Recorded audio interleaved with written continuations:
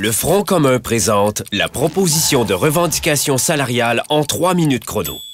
Comme tout le monde, les employés des services publics souhaitent se protéger contre la hausse du coût de la vie par une augmentation salariale.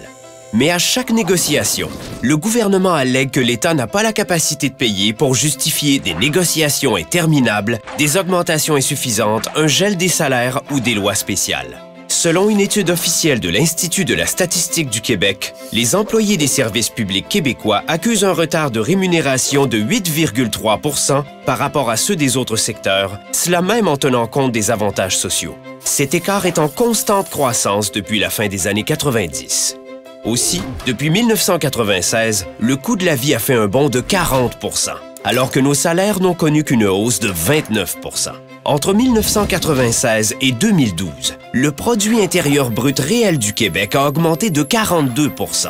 Pourtant, nous n'avons pas toutes et tous profité de cette amélioration des conditions économiques.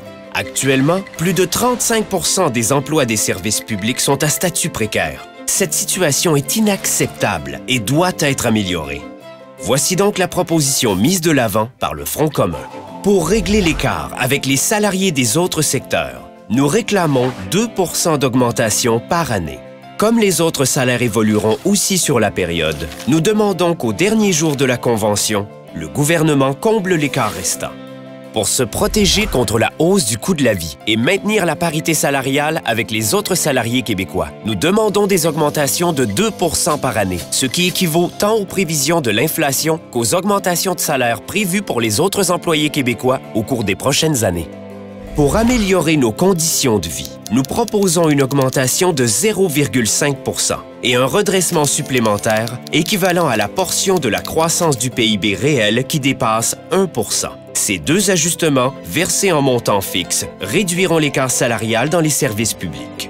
Et finalement, nous demandons l'introduction d'une clause de convention collective qui diminuerait la précarisation des emplois et pourrait servir de modèle pour l'ensemble de la société québécoise.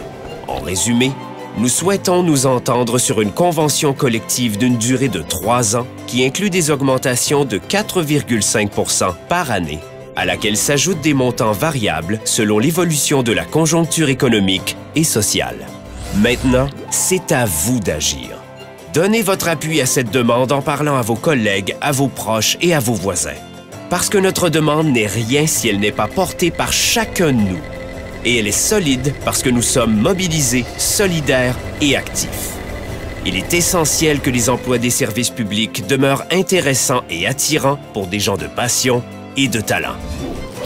Avec nous pour défendre les services publics.